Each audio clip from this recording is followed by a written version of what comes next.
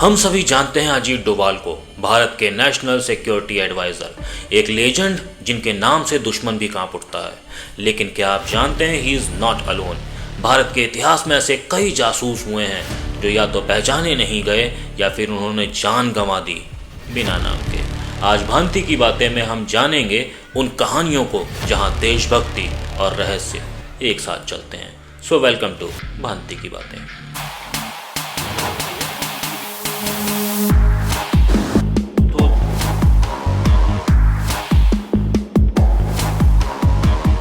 Spy बनना सिर्फ gun चलाना नहीं होता, ये होता है दिमाग का खेल, डिस्गाइज, डिसेप्शन और डिवोशन। चाहे आज़ादी से पहले की बात हो या 1971 के वॉर की, इंडियन स्पाइस ने दुनिया के टॉप इंटेलिजेंस ऑपरेशंस में अपना नाम लिखाया है। आज हम बात करेंगे कुछ असली शैडो वॉरियर्स की। 1968 भारत के लिए एक नया युग शुरू हो रहा था।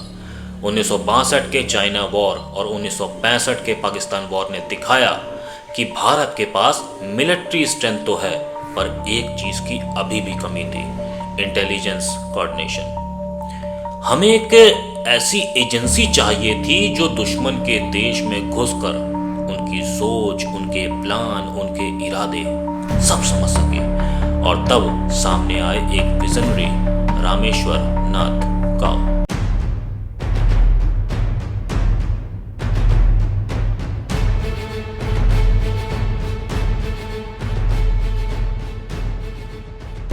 काव एक साइलेंट मैन थे, कम बोलते थे, ज्यादा समझते थे। 1968 में उन्होंने बनाई रिसर्च एंड एनालिसिस विंग यानी raw.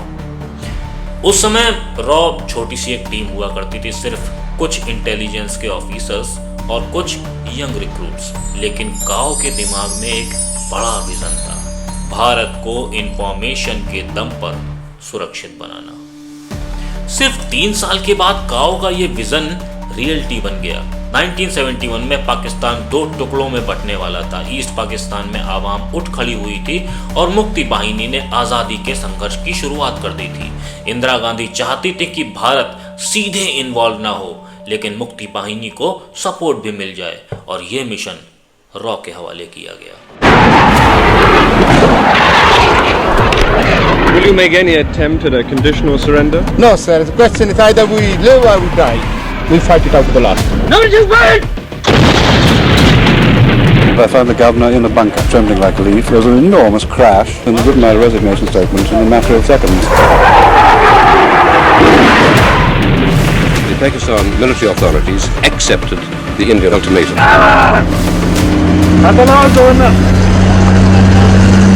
So the defeated East Pakistan Army returns to Dhaka. Today is recorded as the end of East Pakistan.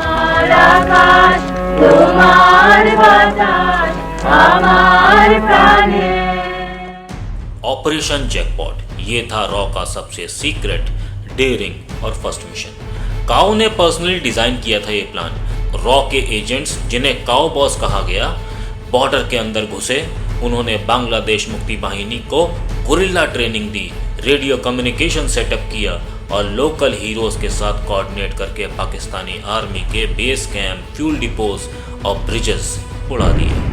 और आपको हैरानी होगी कि ये सब बिना किसी ऑफिशियल रिकॉर्ड के हुआ, ना कोई सिग्नेचर, ना कोई एक्नॉलेजमेंट। रॉ के एजेंट्स अपने नाम के बिना लड़ रहे थे एक सीक्रेट वॉर, जिसमें गन से ज्यादा इंटेलिजेंस का रोल था। दिसंबर 1971 में बांग्लादेश बन गया। दुनिया ने एक नया देश देखा, लेकिन दुनिया को कभी पता नहीं चला कि उसके पीछे एक इनविजिबल नेटवर्क था, आर.एन. काव और उनके काव बॉयज।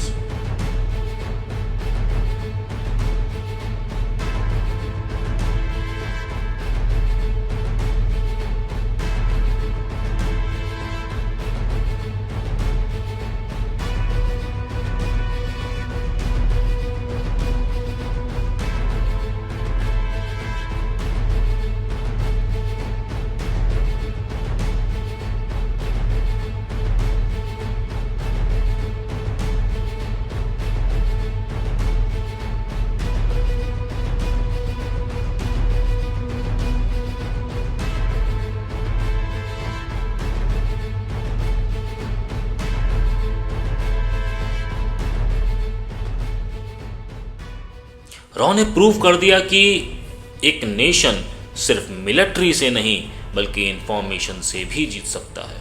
और इसके बाद इंदिरा गांधी ने उन्हें पर्सनली बुलाया और कहा, Kao you have done the impossible without firing a single bullet.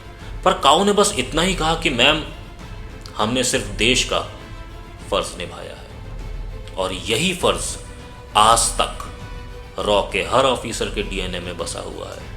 काम चुपके से करना, नाम कभी ना लेना, लेकिन देश की रक्षा हर हाल में करना। ये था रामेश्वर नाथ काओ का raw, India's invisible shield. Ajit Doval नाम तो सुना ही होगा। IPS officer, intelligence bureau operative और मॉडर्न भारत का सबसे बड़ा स्पाई मास्टर। उन्होंने दुनिया को यह दिखाया कि एक अकेला आदमी अगर दिमाग और हिम्मत रखता हो तो पूरे सिस्टम को हिला सकता है बिना बंदूक उठाए। If you are in a boxing ring, I cannot assure you that you are not going to some of the punches, but I can assure you that the punches that you will put will be much more powerful. 1970 में अजीत डोभाल ने IB join किया, intelligence bureau. वहाँ से उन्होंने espionage और counter terrorism का एक game सीखा, जहाँ एक गलत कदम जिंदगी और मौत के बीच लाइन खींच देता है। कहते हैं उन्होंने पाकिस्तान के अंदर 7 साल 7 years अंडर कवर किया। एक नाम, एक रिलीजन, एक आइडेंटिटी, सब बदल दिया। वो मिलिटेंट्स के कैंप में घुस गए और उनके भाई बनकर रहे। एक वक्त ऐसा था जब अजीत डोभाल खुद एक जिहादी ग्रुप के भीतर थे। उन्होंने उनके दिमाग, उनके डायलॉग्स, उनके माइंडसेट को समझा। जिस चीज को दुनिया टेरर बोलती है, डोभाल उसे अंदर से समझ रहे थे। और यही आज देश की सबसे बड़ी ताकत है।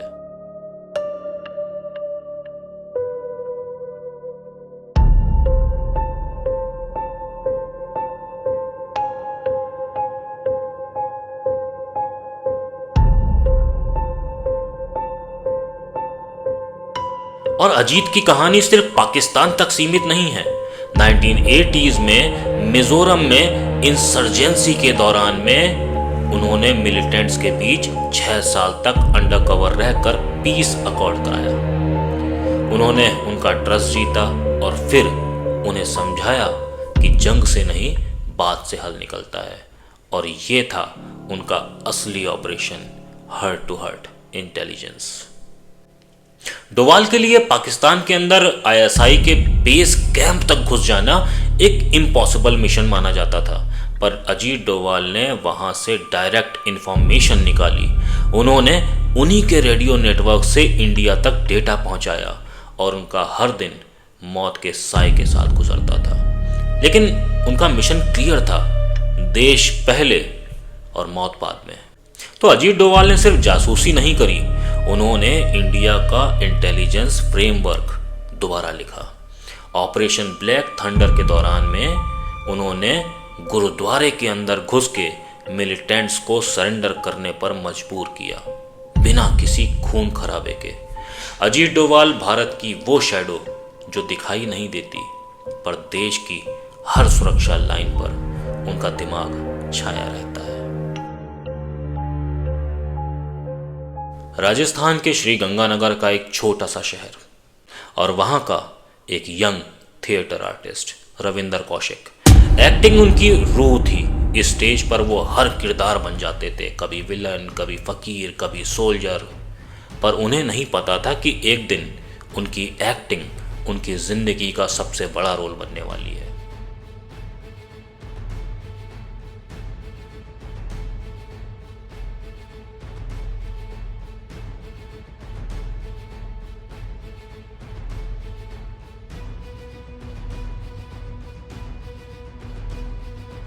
– 1973 में रॉ के ऑफिसर्स उनके कॉलेज प्ले में आए। उन्होंने रविंद्र का फ्लॉलेस उर्दू और नेचुरल एक्टिंग टैलेंट देखा और डिसाइड किया कि ये आदमी एक्टिंग नहीं कर रहा, ये रियलिटी को झूठ में बदल सकता है। और उन्हें रिक्रूट किया गया। ट्रेनिंग मिली, disguise, radio, convert codes, planning studies, military protocol, और कुछ महीनों बाद उन्हें एक नया नाम दिया गया, नबी अहमद शकीर। और इस नाम के साथ वो पाकिस्तान भेजे गए जैसे एक आम स्टूडेंट, फिर आर्मी में घुसे और धीरे धीरे रैंक बढ़ती चली गई और सिर्फ 26 साल की उम्र में मेजर नबी अहमद शकीर, पाकिस्तान का आर्मी ऑफिसर लेकिन दिल भारत के सिपाही का। रविंद्र कौशिक ने उन सालों में भारत को वो जानकारियां दी जिसे कहते हैं top secret, eyes only. Pakistan के न्यूक्लियर साइट्स, मिलिट्री पोजीशंस और वॉर स्ट्रेटजी तक की रिपोर्ट उन्होंने रॉ के हेडक्वार्टर्स तक पहुंचाई। लेकिन फिर 1983 में एक ब्लंडर हो गया। रॉ के ही एक नए एजेंट ने उनके कॉन्टैक्ट नेटवर्क का राज खोल दिया और रविंद्र कौशिक का कवर ब्लो हो गया।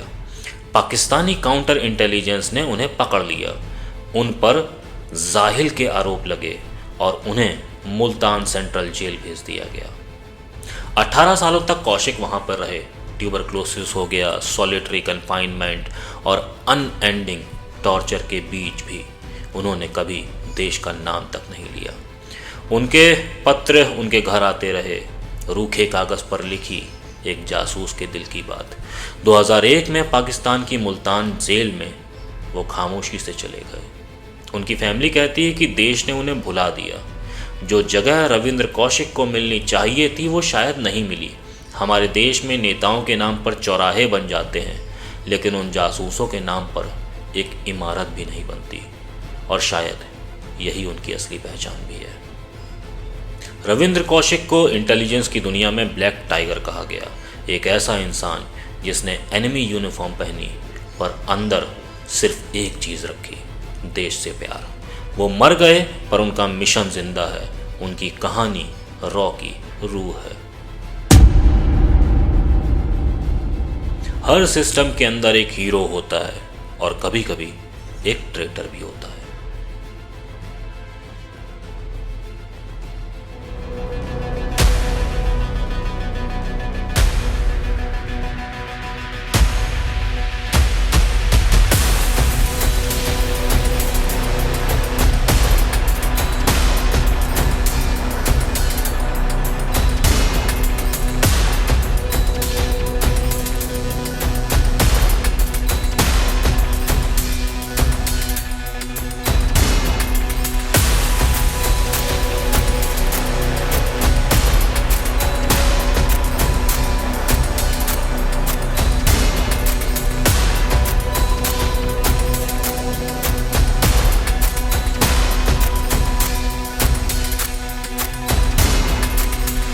रविंदर सिंह, रॉ का एक senior officer, highly trusted, years of services, access to classified mission. पर 2004 में पता लगा कि वो CIA को इंफॉर्मेशन दे रहा है। इंडिया के इंटेलिजेंस वर्ल्ड के लिए ये एक शॉक था। एक इनसाइडर अपना ही देश बेच रहा था। जब इन्वेस्टिगेशन शुरू हुई तो सिंह अपनी वाइफ के साथ अमेरिका फ्ली कर गया। रॉ एजेंट्स उसके पीछे रहे पर वो कभी वापस ना आ पाया। इस इंसिडेंट ने भारत के स्पाई नेटवर्क को हिला कर रख दिया। ट्रस्ट टूट गया था। लेकिन 2016 में अमेरिका में एक कार दुर्घटना में रविंदर की मौत हो गई। स्पाई सर्किल में एक कहानी आज भी घूमती है कि क्या रॉ ने उसे न्यूट्रलाइज किया। हालांकि कोई प्रूफ नहीं है, लेकिन हर स्पाई वर्ल्ड में एक नियम होता है, जो राज तोड़ता है, जो राज खोलता है, जो धोखा देता है, वो कभी चैन से नहीं रह पाता। नूर इनायत खान, टीपू सुल्तान की डिसेंडेंट, 1943 में British special operations executive SOE के लिए फ्रांस गई। जर्मन ऑक्यूपाइड पेरिस में उन्होंने रेडियो ऑपरेशन के रूप में काम किया। गेस्टापो ने उन्हें पकड़ लिया, लेकिन उन्होंने एक भी सीक्रेट नहीं बताया। 1944 में डिचाउ कैंप में उन्हें गोली मार दी गई और उनका आखिरी वर्ड था लिबर्टी, मतलब फ्रीडम। उन्हें पोस्टह्यूमसली जॉर्ज क्रॉस मिला और लंदन में उनका मेमोरियल बनाया गया। हालांकि इंडिया में उनका नाम कम ही लोग जानते हैं। नीरजा आर्या भारत की पहली महिला स्पाई। उनके हस्बैंड ब्रिटिश लॉयल ऑफिसर थे। जब उन्होंने बोस के खिलाफ प्लॉट बनाया, नीरा ने उन्हें मार दिया देश के लिए। उन्होंने एनआईए में एस्पियोनेज और कुरियर ड्यूटीज भी की। ब्रिटिश ने उन्हें टॉर्चर किया, लेकिन कभी बोस का लोकेशन रिवील उन्होंने नहीं किया। वो कहती थी कि मैं नीरा हूं, नीर नहीं जो बह जाए। सरस्वती राजमणि सिर्फ 12 साल की उम्र में एनआईए के लिए उन्होंने स्पाइंग करी। रंगून में ब्रिटिश कैंप्स में डिस्गाइज करके जाती थी, लड़का बनकर। ब्रिटिशर्स ने उन्हें पकड़ लिया, फायरिंग हुई, लेकिन वो बच निकली। इंडिपेंडेंट इंडिया में उन्हें पहचान नहीं मिली। अपने फाइनल ईयर्स में उन्होंने केवल इतना भर कहा कि मैंने भारत को आज़ाद देख लिया, बस यही मेरी जीत है। अब बात एक ऐसे एजेंट की जो 1 नहीं, 2 नहीं, 3 नहीं, बल्कि 5 देशों के लिए जासूसी कर रहे थे। भगत राम तलवार, दुनिया का एक लौता 5 टाइम स्पाई जिन्होंने जर्मनी, जापान, यूएसएसआर, इटली और ब्रिटेन सबके लिए एक साथ काम किया। लेकिन उनका मेन मोटिव था सुभाष चंद्र बोस को बचाकर जर्मनी पहुंचाना, और वो उसमें सफल भी रहे। कुछ हिस्टोरियंस कहते हैं कि ये सब डॉक्यूमेंटेड है, लेकिन पूरी प्रूफ क्लासिफाइड है। स्पाई वर्ल्ड का सच ये है कि इनमें से कई नाम अब भी ऑफिशियल फाइल्स में सीक्रेट हैं। रविंदर कौशिक के लेटर्स कभी पब्लिक नहीं हुए। रविंदर सिंह की डेथ फाइल सील्ड है। नीरा आर्या और सरस्वती राजमणि जैसे हीरोज को आज़ादी के बाद बुला दिया गया, लेकिन फिर भी कुछ ऐसे फैक्ट्स हैं जिन्हें रिविजिट करना बहुत ज़रूरी है। जैसे रविंद्र कौशिक की आइडेंटिटी 18 साल तक सेफ रही, लेकिन एक लो लेवल ऑपरेटिव के ब्लंडर ने उनका कवर ब्लो कर दिया। नीरा आर्या ने खुद अपने पति को गोली मारी, एक एक्स्ट्रा ऑर्डिनरी पर्सनल सेक्रीफाइस जिसे आमतौर पर लोग नहीं जानते। और रविंदर सिंह का केस एक स्पाई एजेंसी के इनसाइडर का सीमिंगली बिट्रेयल रेस करता है questions of loyalty, double risk agent. बहुत सारे फ्रीडम स्ट्रगल स्पाइस, महिला स्पाई रिस्क के बावजूद भी वॉर टाइम में काम करते रहे, लेकिन उन्हें वो रिकॉग्निशन नहीं मिली जैसे सरस्वती राजमणि 12 साल की उम्र की जासूस। तो स्पाई वर्ल्ड में जो फैक्ट्स हमारे सामने हैं, हो सकता है उनमें से काफ़ी कुछ सच हो, लेकिन बहुत सारी इंफॉर्मेशन क्लासिफाइड भी है और इसके साथ बहुत सारे मिथ भी हैं। जैसे कहा जाता है कि भगत राम तलवार का मल्टीपल एजेंट होने का टैग एक मिथ हो सकता है। तो जासूसी का मतलब हमेशा एक्साइटिंग सिनेमा जैसा नहीं होता। ये अकेला काम ऐसा है जिसमें ऑर्गेनाइजेशन काम करती है, रिस्क बहुत होती है और एनोनिमिटी बहुत ज़्यादा रखनी पड़ती है। तो स्पाई होना मतलब है अपनी पहचान को खो देना। कभी मेडल नहीं मिलता, कभी नाम नहीं मिलता, सिर्फ बचा रहता है आपका काम और आपका देश। आज भारत दुनिया के टॉप इंटेलिजेंस नेशंस में है, CIA, मोसाद, MI6 के बराबर। लेकिन इस फाउंडेशन के पीछे वही लोग थे, काओ, डोवाल, कौशिक, नीरा, नूर, राजमणि। ये सब एक ही फिलॉसफी के साथ जिए, नेशन बिफोर सेल्फ। उन्होंने देश के लिए नहीं, देश के अंदर से काम किया। उन्होंने जंग नहीं लड़ी, पर हर जंग उन्हीं की वजह से जीती गई। तो आज हमने सुनी वो कहानियाँ जो अक्सर हिस्ट्री बुक्स में फ्रंट पेज पर नहीं होती। चाहे वो काओ हों जिन्होंने एक एजेंसी बनाई, रविंदर कौशिक हों जिन्होंने अपनी पहचान बदल ली, नीरा आर्या जिन्होंने पर्सनल लाइफ को छोड़ के देश को चुना, और या फिर सरस्वती राजमणि एक छोटी सी बच्ची जासूसी के मिशन पर निकल गई। ये सब कहानियाँ हमें याद दिलाती हैं कि देश के लिए काम करना सिर्फ यूनिफॉर्म में नहीं होता, छुप छुप कर किया गया काम भी काम ही होता है। आज जब हमारे पास टेक्नोलॉजी है, हमारे सीक्रेट मैकेनिज्म स्ट्रांग हैं, लेकिन हमें उन लोगों को भी याद रखना है जिन्होंने बिना फेम के, बिना स्पॉटलाइट के देश के लिए काम किया। आज जब हम शाम को अपना फ़ोन अनलॉक करते हैं, हम सेफ फील करते हैं, पर यह सेफ्टी किसी और की वजह से नहीं, उन इनविंसिबल सोल्जर्स की वजह से है जो कभी अपना नाम नहीं लेते पर अपनी जान दे देते हैं। ये कहानियाँ याद रखिए, क्योंकि भारत को छुप के बचाने वाले भी भारत के सबसे बड़े वीर हैं। तो भांति की बातें में आज के लिए इतना ही। अगर ये कहानियाँ आपको पसंद आई हों तो आप लाइक और शेयर करिएगा और अगली कहानी के लिए सब्सक्राइब कर दीजिएगा विकास भांति को। मिलता हूँ किसी और कहानी के साथ, तब तक के लिए